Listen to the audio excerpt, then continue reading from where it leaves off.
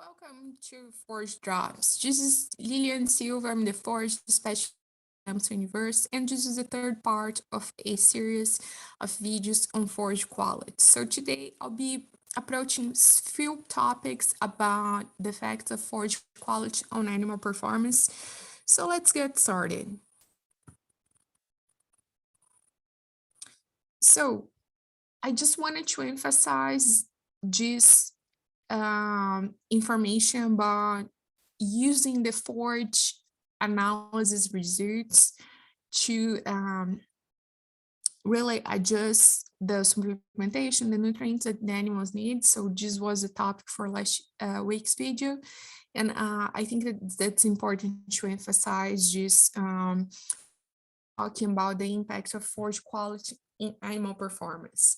So as mentioned before, we should be sending the forage samples either for the hay samples or the silage or haylage, or even the pastures that the animals are grazing to be analyzed so we can really understand how much nutrients we have on that forage samples and be able to adjust the needs in terms of supplementation and meeting those nutrient requirements for each animal species or categories as well. So here we're really going to be thinking about matching the forage quality to those animal needs. So in general, when we're talking about this, we need to be thinking about the amount of energy, nutrients, and minerals that the animals need. And there will be some differences in terms of the maintenance requirements versus other categories.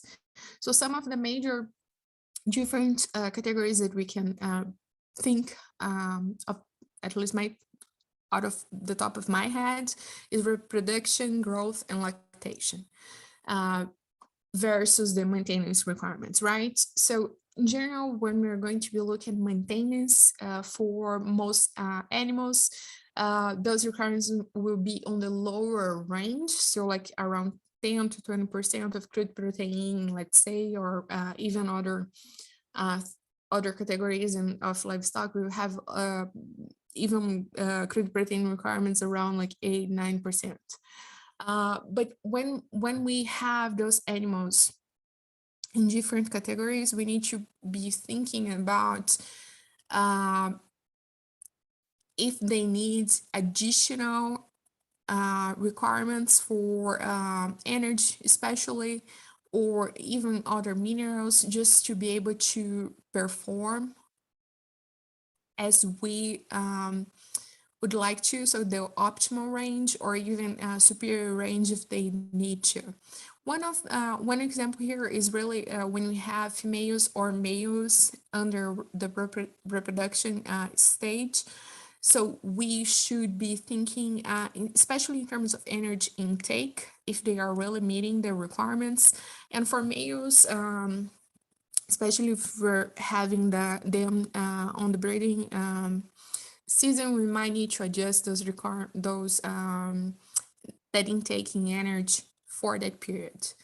Then when we have animals that are growing and we are really trying to meet a goal for average daily gain or some sort of measurement there for their growth, we will most likely have to adjust gradually that need for nutrients and throughout the periods that we expect to have those animals meeting specific goals as well, just to allow them to perform at the best and they can. Then the lactation period will require especially energy and protein levels and even their intake will have specific needs throughout the lactation curve. So there are different periods of time during those lactation curves that the cows will have superior needs for energy, and then that starts to decrease based on the yields as well. That's going to change over time. Something that's really important to emphasize is really how we're going to be storing the, if you're using hay, especially because right now many folks are going to be looking at feeding hay to the following winter months. So I just wanted to emphasize in parts of the post-harvest management of the hay material. So when you're storing hay, you do need to be thinking about the best practice to assure that you're going to ensure that you're going to really um, maintain that forage quality that you harvested. Because if we end up storing that material directly exposed to weather conditions, so rainfall, and especially if it's in direct contact with the soil, it might get contaminated throughout the time that is going to be there, sitting there. So you can see on the left here how much of hay was really directly impacted for the exposure to water that was logging on that soil, on that area for a prolonged time.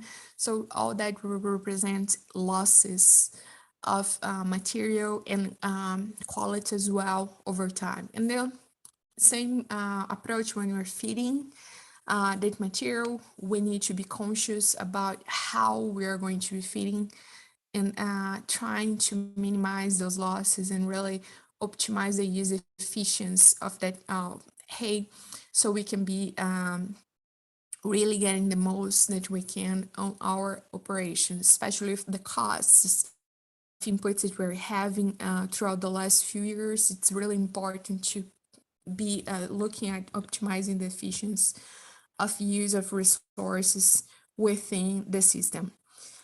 With that, I would like to thank you for catching up with this video today. I invite you to check the Facebook and YouTube page for Forage Drops. There's more information shared there weekly. And I welcome any questions you may have, and you're welcome to reach out through the email on the screen here. Thank you so much. I hope you have enjoyed the Forage Quality series, and until the next video.